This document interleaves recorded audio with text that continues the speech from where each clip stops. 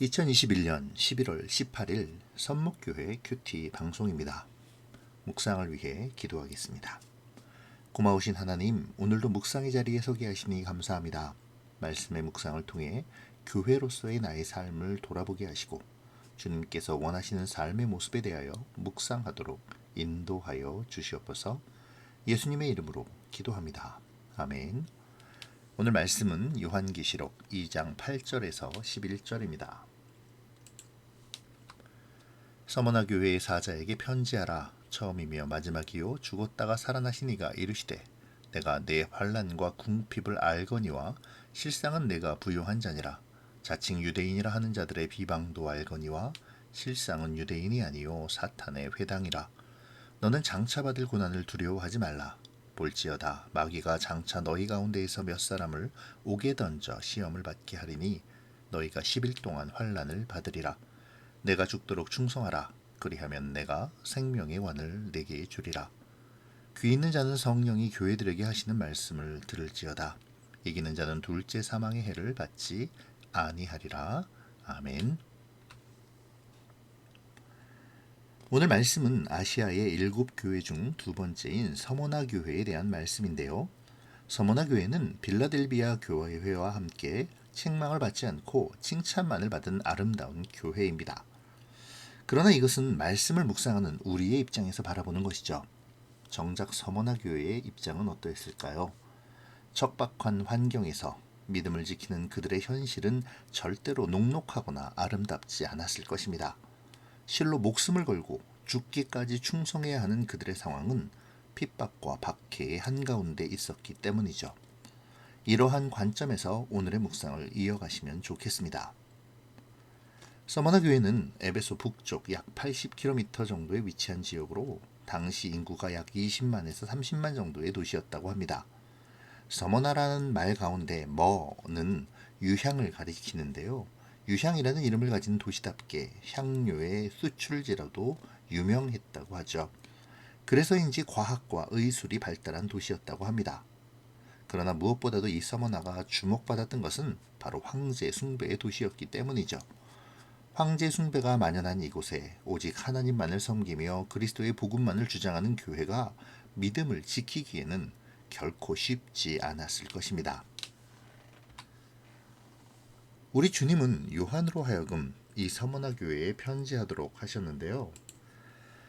서문에서 주님은 자신을 가리켜 처음이자 나중이요 죽었다가 다시 살아나신 이라고 표현하십니다. 처음이요 나중이라는 말은 요한계시록에서 3번 나타나죠.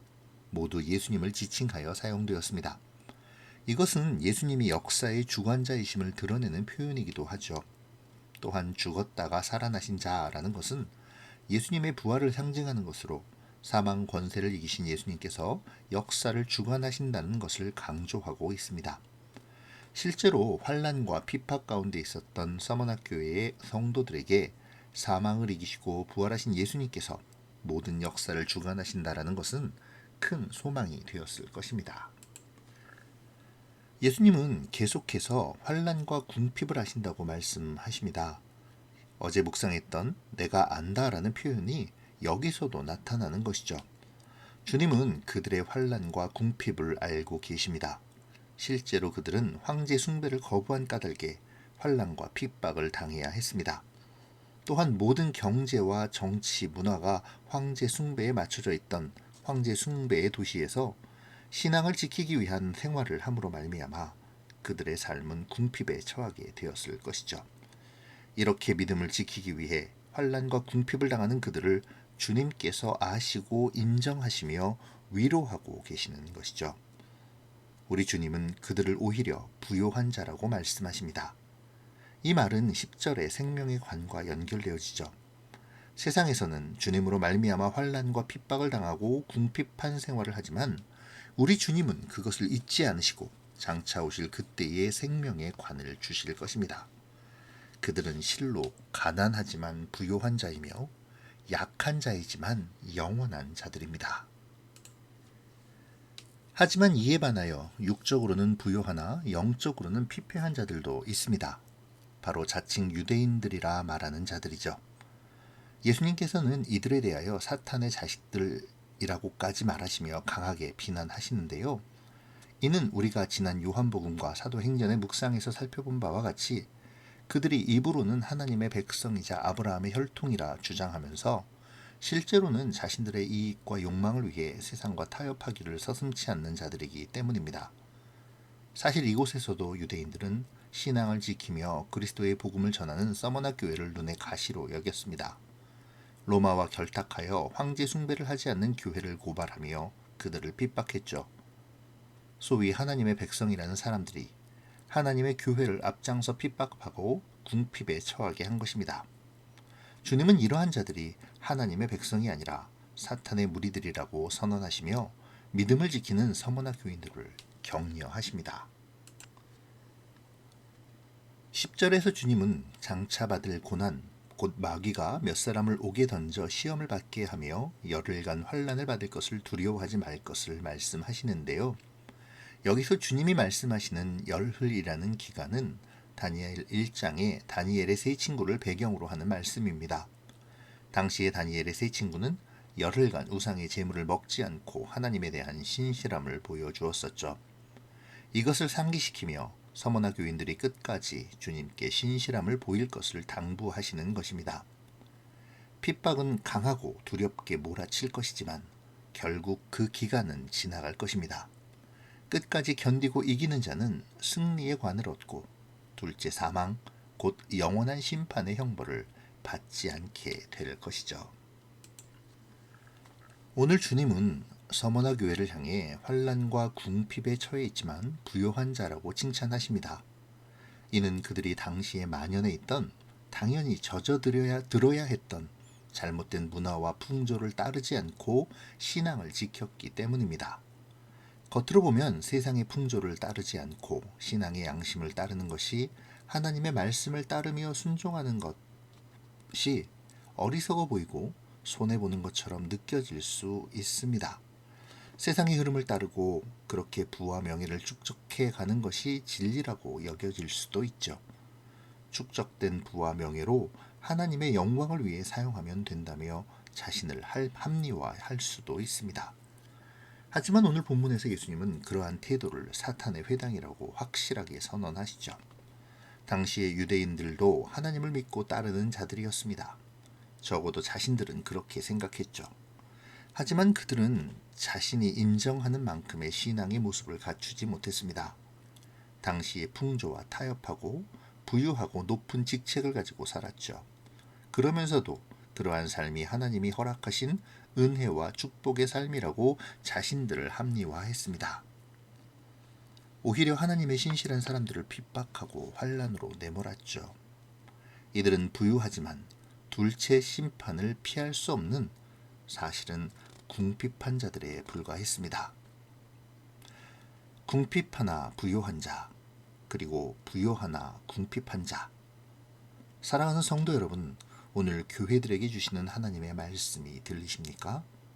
서머나 교회에 대한 말씀을 주시며 말씀을 묵상하는 우리에게 너희는 어떠하냐라고 질문하시는 그 물으심에 우리는 어떻게 대답할 수 있을까요?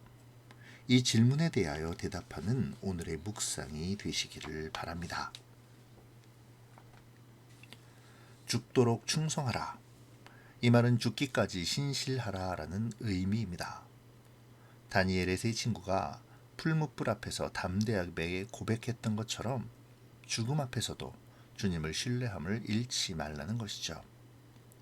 그들은 풀무불 앞에서 왕에게 이렇게 고백했습니다. 하나님께서는 신실하셔서 우리를 풀무불 가운데서 지키실 것입니다. 그러나 왕이시여 그리 아니하실지라도 우리는 주님을 배반하지 않을 것입니다. 실제로 서머나 교회의 성도들 중 몇몇은 순교의 자리로 나아갔습니다. 그럼에도 그들은 그들의 믿음을 저버리지 않았죠. 서머나 교회의 총독이었던 순교자 폴리갑은 86세의 나이에 기독교를 포기하면 살려주겠다는 서머나 총독의 회유에 이렇게 답했다고 합니다. 86년간 예수님은 단 한 번도 나를 모른다고 하지 않으셨는데 내가 어떻게 그분을 모른다고 할 수 있겠습니까? 사랑하는 성도 여러분, 우리 주님은 우리를 위해 십자가에서 자기의 목숨을 내어 주셨습니다. 우리를 한 번도 모른다고 하시지 않고 우리를 부르시며 인도하시는 생명의 주님이시죠. 오늘 죽기까지 신실하라는 이 말씀을 깊이 묵상할 수 있기를 바랍니다. 죽기까지 죽음도 불사하고 신실함을 지켰던 많은 순교자들의 삶을 생각해 봅시다. 그리고 나를 돌아보죠. 나의 죽기까지 신실함은 어떤 모습입니까?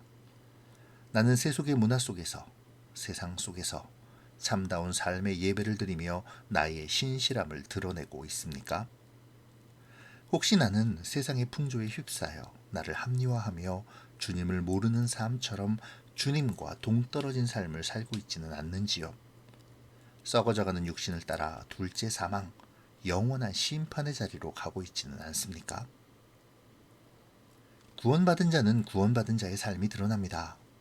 비록 넘어지고 실수하고 깨어진다 해도 구원받은 자의 삶 속에 그리스도의 향기가 드러나게 되어 있죠.